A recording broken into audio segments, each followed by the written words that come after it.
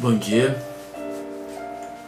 Nós vamos hoje refletir um pouquinho sobre o filme Allan Kardec, que foi lançado agora no dia 16. Tem algumas questões que a gente quer tratar no filme. O objetivo não é nem aprovar nem reprovar a obra, nem fazer com que as pessoas vão ver ou que não vão ver. É apenas uma análise. E outra questão, agora está em moda a palavra spoiler, né? Spoiler para mim é muito interessante quando é filme Homem-Aranha, Os Vingadores, Indiana Jones, onde o final, né, pode ser qualquer um, a história pode ser em qualquer circunstância, etc.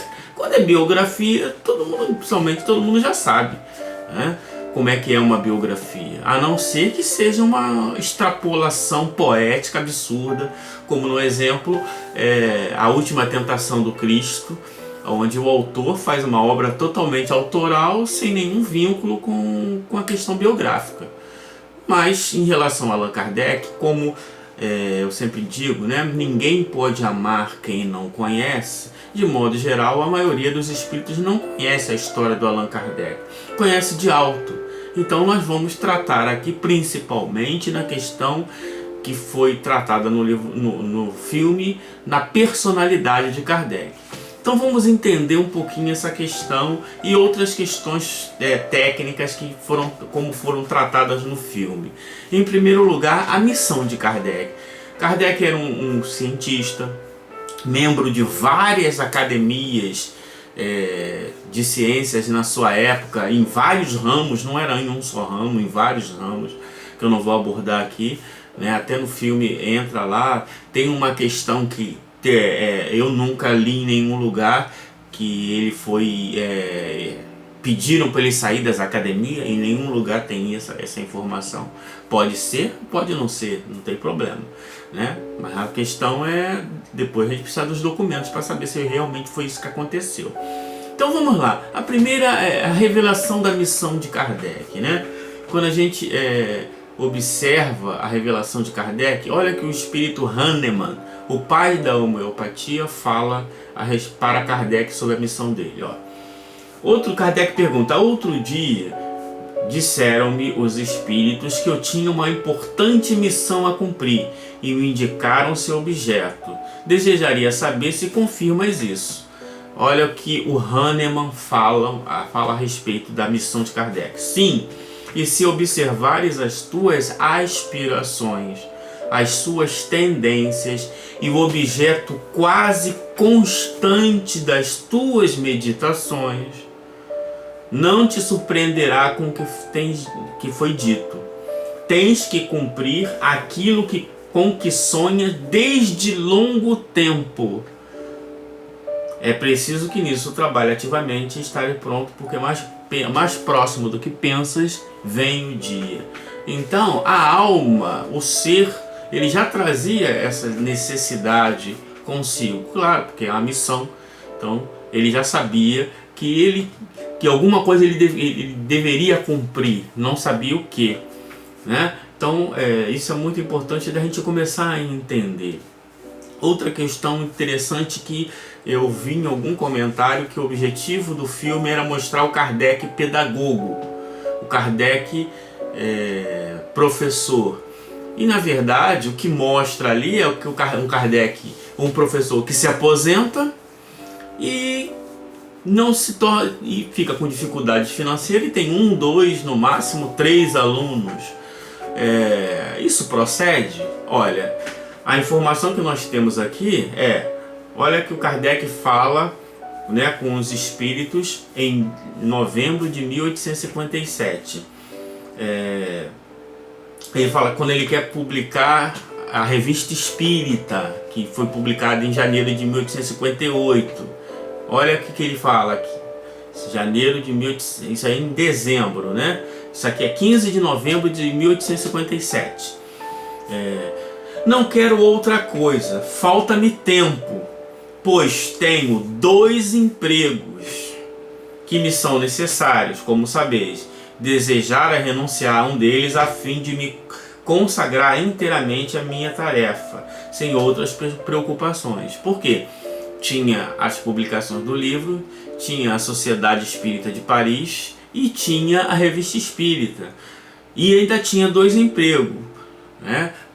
O filme dá a entender que ele não tem emprego nenhum, que ele vive de dar aula particular. E isso não é realidade. Ele aqui mesmo diz, 15 de novembro de 1857, tenho 2 empregos, né? Então a gente tem que tomar cuidado com isso, né? E o espírito ainda responde para ele, né? Então ele deve abandonar o emprego para se dedicar à doutrina? Olha o que o espírito fala.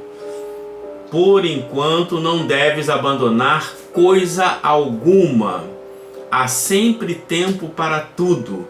Move-te e conseguirás. Então ele continuou com o emprego dele. Não tem essa necessidade, né? Então eu não entendi qual o objetivo de mostrar o Kardec ali, né? Com 1 aluno, 2 alunos, aluno nenhum, né? A Amélie que dava aula para sustentá-lo. Não sei qual o objetivo do autor. Para mim, eu vou me ater só aos fatos aqui, né? A licença poética fica a cargo dele. Aí vem uma outra questão interessante, que é o Auto de Fé de Barcelona. O Auto de Fé de Barcelona é aquele episódio onde Kardec manda os livros para Barcelona, para o seu amigo Maurice Lachatre, que é um livreiro também, e a igreja confisca e queima. No livro dá a entender que o Kardec vai lá no imperador Napoleão III implorar, nervoso, né, pedindo ressarcimento com toda a ênfase do mundo, né, indignado porque os livros vão ser queimados. Só que o que nós temos de informação é completamente diferente. Informação de quem? Do próprio Kardec. Em primeiro lugar, né, o Kardec pergunta ao Espírito Verdade, o seu guia espiritual. Olha lá.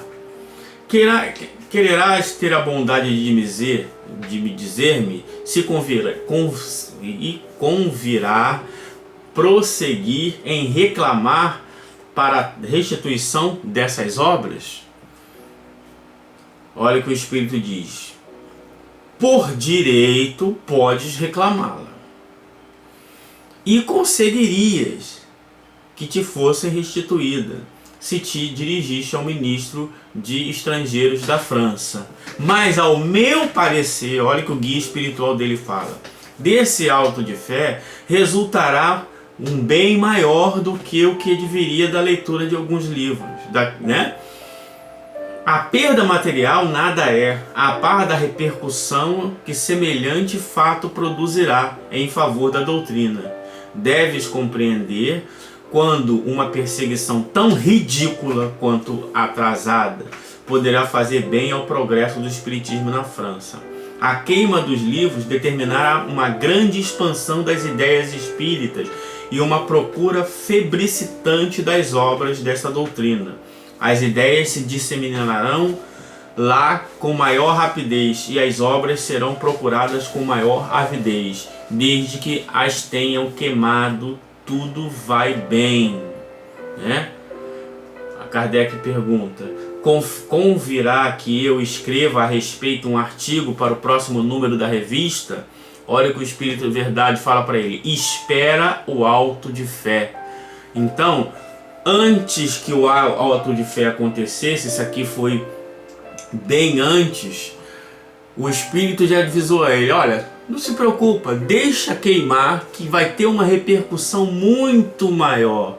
E depois na Revista Espírita, Kardec posta vários artigos de jornais indignados com aquele ato de queimar livro, né? Então, Kardec sabia, e sabia que era muito mais favorável a ele que queimassem do que ele reclamar. Então aquela cena dele reclamando, desesperado, não é uma invenção, ok?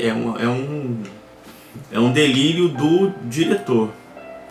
Sem contar que o Espírito São Domingos, ele faz uma revelação ainda para Kardec dizendo o seguinte: nós inspiramos o auto de fé, isso é, eles, os Espíritos, tramaram para que aquilo acontecesse. Então, ele, o São Domingos, inspirou aquele padre lá a queimar o livro.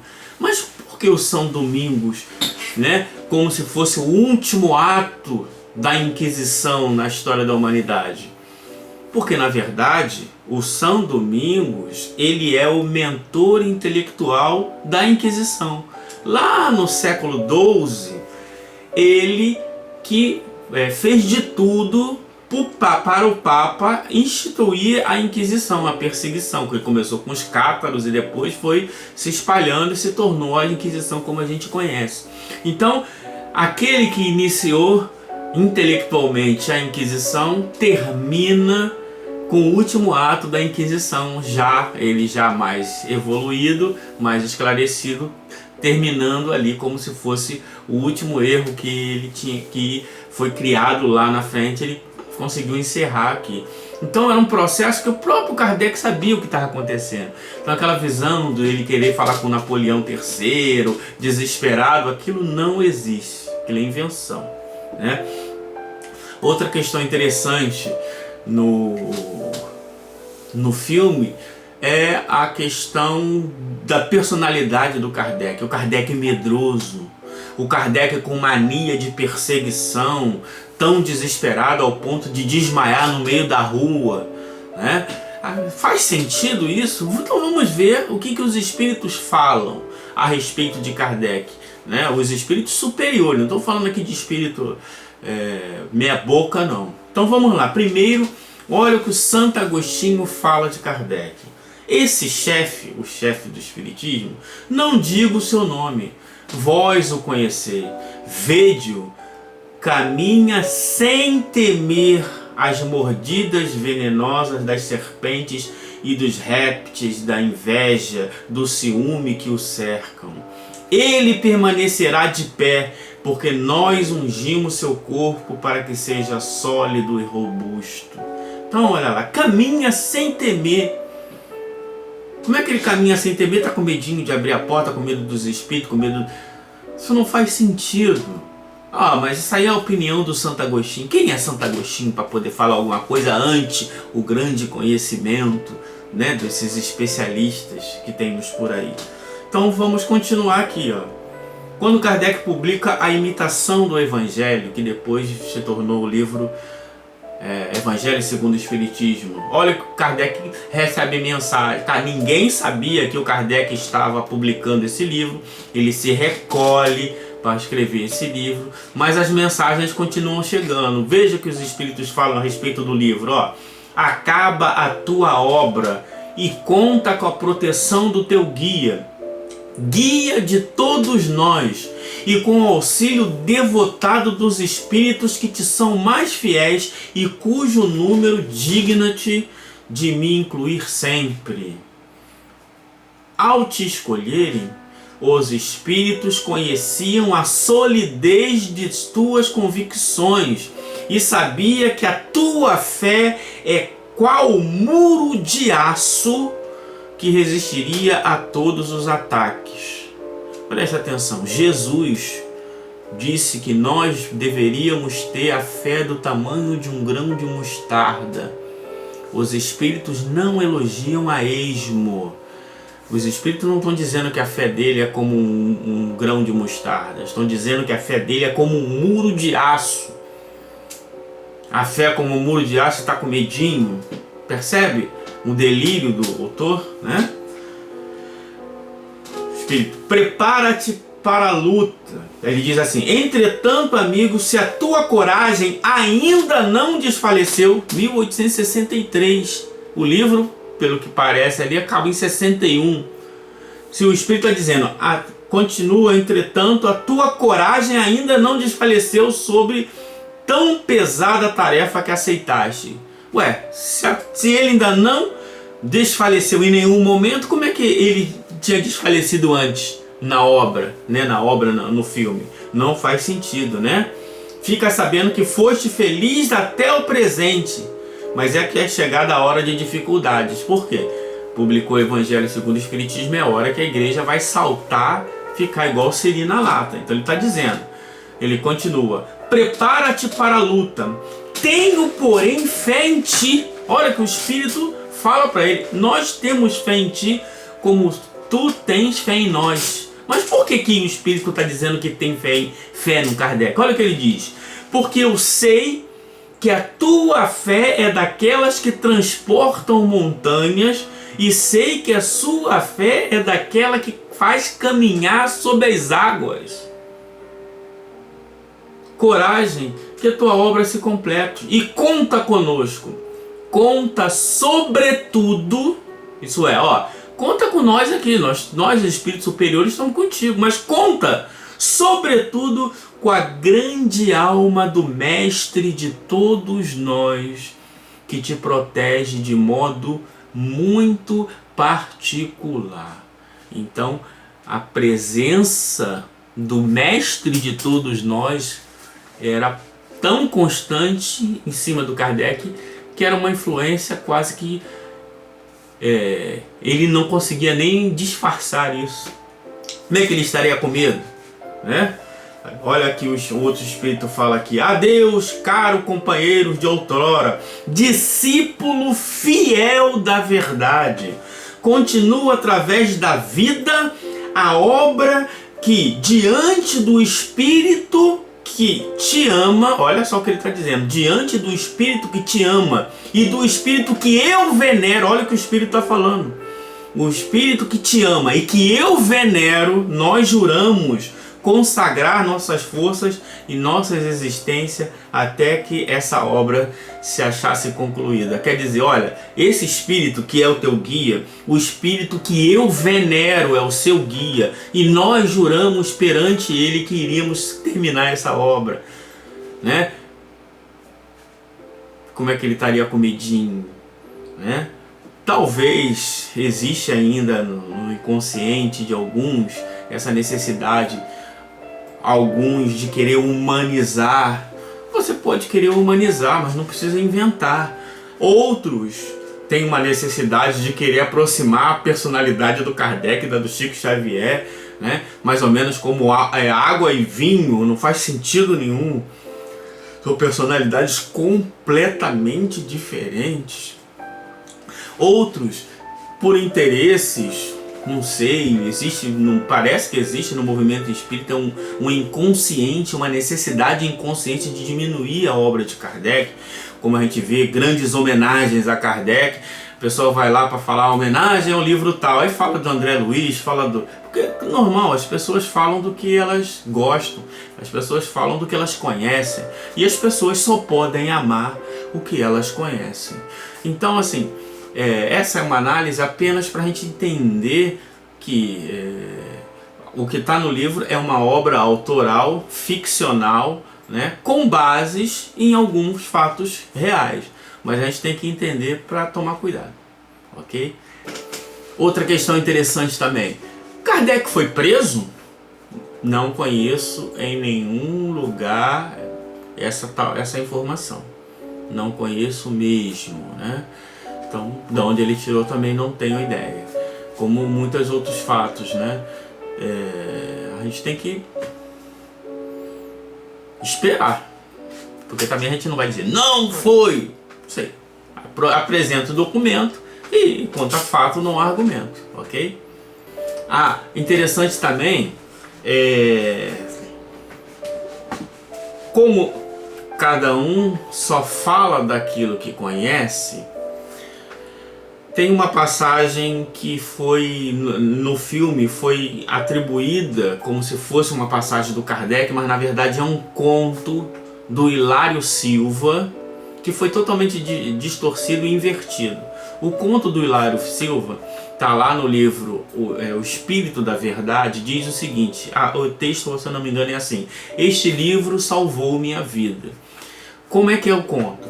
Diz que uma pessoa estava lá numa ponte daquele rio para suicidar e ela vê um livro dos espíritos. Ao ver o Livro dos Espíritos, ela tá ali, tá para morrer, resolveu ler. Acabou de ler o livro, percebeu, né, abriu os seus olhos e ela percebeu que suicídio não valeria a pena. O que ela faz? Ela escreve no livro ali: este livro salvou minha vida, e deixa o livro no mesmo lugar ali no muro daquela ponte ali.